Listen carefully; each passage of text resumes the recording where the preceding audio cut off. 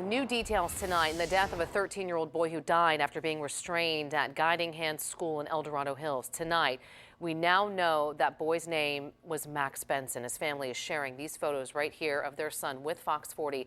Meanwhile, parents whose children attend Guiding Hands School are speaking out. One mother is even calling on the state to shut the school down. Fox 40's Doug Johnson joining us now live at the school with more on the investigation. Doug. Well, Nikki, if you take a look, you can see the campus is deserted at this late hour, but we're told kids are expected to be back here tomorrow and for the rest of the year. Now, since news of that student's death went public, several parents we spoke with tell us they decided to pull their kids from the school. One mother even tells us that before this death, there were some huge red flags, and she wants to see the school shut down for good. They were bringing the chaplains from class to class. Instead of just letting the chaplains say we're here for you, the staff also shared their message was, just so you know, we didn't kill anyone. Melissa Lassiter tells us she's appalled at how Guiding Hands School Inc. handled the death of one of their students. They held this child down.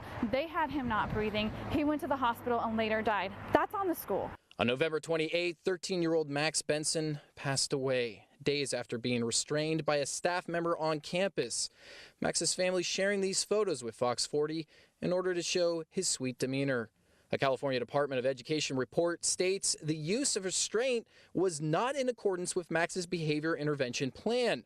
Lassiter says her 13-year-old son knew Max, but didn't know he had passed away until news of the death was made public a week later. School, he immediately started to cry, and he started to process who's been missing the past few days, who could it be? And then his face just dropped and he's like, Mom, it was Max, they killed Max. And then he was petrified. Lassiter says her son was also restrained at Guiding Hands and often came home with bruises. His whole forehead was completely cut from a rug burn. When Max died, she immediately revoked her permission for the school to use any sort of force against her son. They had to send it back to me with the note that this permission was revoked. But after thinking about it, she decided to pull her son from Guiding Hands altogether. They're also there with the same staff who are training the same techniques, who are going to use them the same way. They use them as punishment. Now, Lassiter says she's organizing protests in front of the Department of Education building, calling on the state to shut down the school. The DOE has already put Guiding Hands' license on suspension, meaning it can't take any new students. They act like they did a real big thing by stopping new students from coming, but that does nothing to protect the vulnerable children that are already there, and that's unacceptable.